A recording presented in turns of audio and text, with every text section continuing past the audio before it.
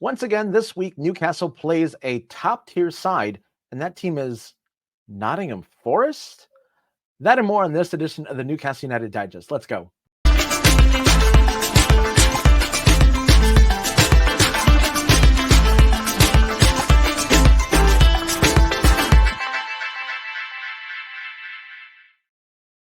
Hello, everyone, and welcome out to the Newcastle United Digest. My name is Adam Snyder, and on this episode of the Newcastle United Digest, I'll be running down a couple of the big news stories from this week, as well as previewing our match against Nottingham Forest on Sunday. And first off, if you are new to the channel, welcome out. And if you are a returning viewer, welcome back. And if you're not a subscriber, please hit that subscribe button below, and always like the channel and hit that notification bell to get new episode alerts whenever they come out. On this episode, let's talk about some big news stories before we get into the team news and what I think are going to be some keys to success on Sunday. He joins the squad for the Nations League matches at Greece on November the 14th and back at Wembley Stadium against Ireland on the 17th.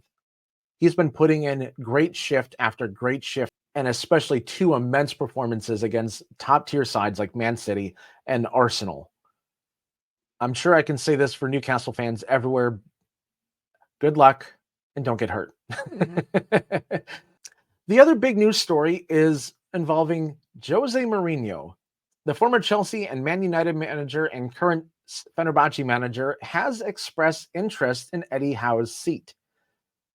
He has been keeping tabs on the situation here at Newcastle and has made it known through intermediaries that he is very interested in the Newcastle job should they be looking for a replacement.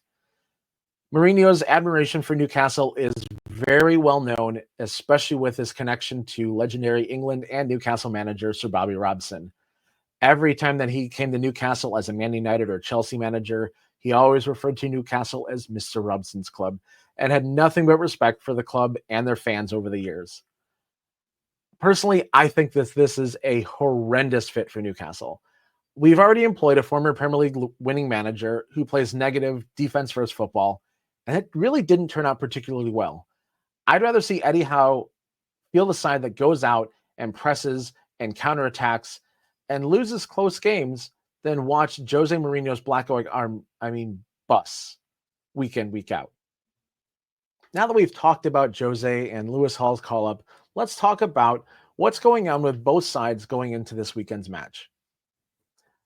For Newcastle, it's been a mixed bag of form for them as they've taken 5 points from the last 5 league matches. Of those last 5 matches, there were 3 really notable results. The 1-1 draw against Man City, last week's 1-0 victory against Arsenal, and of course, the disappointing 0-0 draw against a very, very, very poor Everton. Let me say that again. We drew 0-0 to Everton, who leaks goals for fun. On the injury front, we saw a glimmer of hope when Sven Botman posted that he had returned to training with the actual squad, but I would take that with a grain of salt. With a knee injury, he's obviously going to be taking things very lightly. He may be on the grass and getting touches around the squad, but I think that's more of a morale boost than it is an indication that he's coming back to the team anytime soon. I still wouldn't expect him anytime before the end of the year. I think the timeline for me, and if I had to guess, would probably be the third round FA Cup draw in early January. Jamal Lascelles is still rehabbing in the injury, and he's lagging a month behind Botman, so I really wouldn't expect him until probably February of next year. Other short-term injury news involves Kieran Trippier and Jacob Murphy. Trippier has a hamstring injury, and he is expected to miss this week and will return to the squad after the international break. Jacob Murphy missed last week with a hamstring injury as well, and he is expected to make the trip to Nottingham. Whether or not he's in the squad remains to be seen, but that's good news to give some depth at midfield and at wings, wherever Eddie wants to play him. The most frustrating injury news is that gray area between short and long term, and that's Callum Wilson. He had yet another setback after being projected to return to the squad after the September international break, after the October international break, and now after the November international break. The 3rd straight month, we've been told, he's going to be returning back to the squad after the international break. I'm not sure if Callum Wilson's made of glass or if there's a material that is more fragile than glass. Chances are Callum Wilson's made of that too. On the opposition side, Nottingham Forest is the second hottest team in the Premier League right now. In their last 5 matches, they've taken 10 points, and the man to watch is, of course, former Newcastle striker Chris Wood. He has 5 goals in his last 5 games, and he is the very first Nottingham Forest player to win the Premier League's Player of the Month award. The Nottingham Forest training room is actually quite empty right now, with only 2 long-term injuries to Danilo and Ibrahim Sangare, and I don't think that they're going to be coming back anytime soon. Forest will also see James Ward-Prowse return to the lineup after missing last week. James Ward-Prowse is on loan from West Ham, and Forest played West Ham last week, so he was ineligible to play. And now let's talk about my keys to victory over Nottingham Forest this weekend. Yes, they are the hottest team in the Premier League right now, second to Liverpool, but I still think that there are opportunities to beat them. I had to go through and look at some highlights and try to find places where they actually conceded goals, and it took me a while, but I did find some opportunities. And the first key to this game is going to be stopping the press. Forest manager Nuno Espirito Santo loves to press as much as Eddie Howe does. They have a lot of pace, and they love to use it. If we beat the press and do it quickly, it'll create space in midfield, and their defensive shape will not be the greatest if the ball is moved quickly by the midfielders. This will give opportunities for people like Anthony Gordon, Harvey Barnes, Alexander Isak to play balls and get on them and take a quick shot and catch them off guard. This is a good opportunity for us to capitalize on that and make them pay. And the next key is going to be attack the left. And what do I mean by that? Attack Forest's left-sided defense. Murillo is a very slow left back. In fact, the only slower left back I've seen in the Premier League the last 2 or 3 years was Dan Burn. The difference between Murillo and Dan Burn is a very adept positional defender. Murillo is not.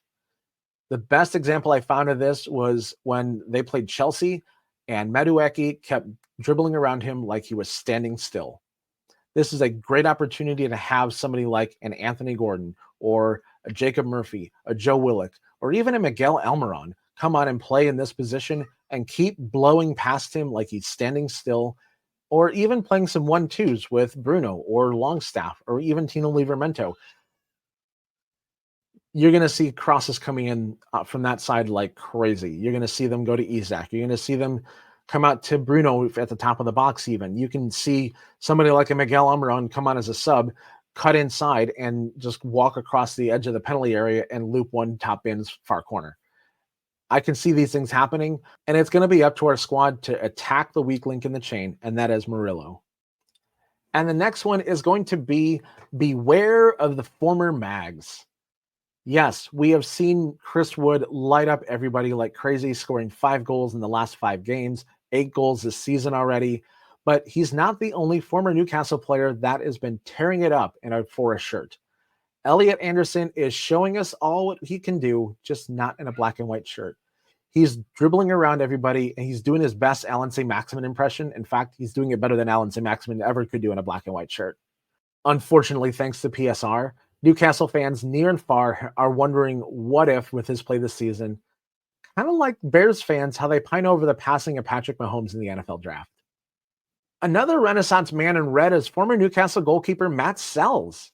Sells got off on the wrong foot with Rafa Benitez after coughing up a routine ball in preseason in Ireland, and he could never turn things around and regain Rafa's trust while he was in Newcastle. He has proven to be a quality shot stopper, and he has greatly improved his distribution. In fact, he directly set up a Chris Wood goal at one point this season. And now here are my predictions for the starting 11 and the score for this game. Starting in goal, obviously it's going to be Nick Pope. There's no way Pope has lost his spot as starting goalkeeper, so expect to see him between the sticks on Sunday. On defense, I don't see any changes here either. Tino Livramento on the right, Scher, Burn, Hull, right to left. That's not going to change. Last week, this was the black and white wall, and I expect to see a lot of the same this week. My one concern with this back four is Fabian Scher. Scher has a tendency to ball watch, kind of drift away, and that has been one of the opportunities that Chris Wood has capitalized on a lot in the last 5 matches. So he really has to be on his toes and be at full alert to make sure that both him and Byrne are shutting down Chris Wood. And in midfield, you're going to see Bruno Guimaraes, Sean Longstaff, and Joe Linton. That midfield trio was amazing against Arsenal last week, and I think that Eddie Howe finally found the balance in this midfield, and I don't see that changing anytime soon. Up front, I think that you're going to see Anthony Gordon on the right-hand side to capitalize on Murillo's lack of pace, Isak down the middle, and Harvey Barnes return to the starting 11. I think you'll see either Jacob Murphy or Miguel Almiron come on late on the second half. And, if Murillo stays on, I see Miggy scoring a goal in this game as a sub. I really can see that. And for my goal predictions, I think this is going to be not a super high-scoring affair, but this is definitely not going to be a shutout. I see this game as either a 2-2 draw or a 3-1 win to the Mags. Just like we've seen earlier this season and like we saw last year, Eddie Howe's Mags love to show up against big teams, especially if they're in a Champions League spot because they want to prove a point. I think Eddie Howe's team is going to show up.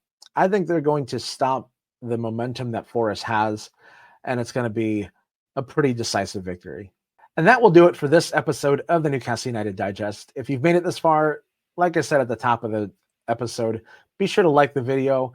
And if you're not a subscriber yet, please subscribe to the channel. It really helps us out immensely. And also hit that notification bell when I release new episodes on the channel. So next week, obviously, is the international break. So Monday will be an episode where I review the Forest match. I have another episode that I'm going to be releasing on Wednesday that is about an older news story that I think deserves a deeper dive because it does concern me a little bit.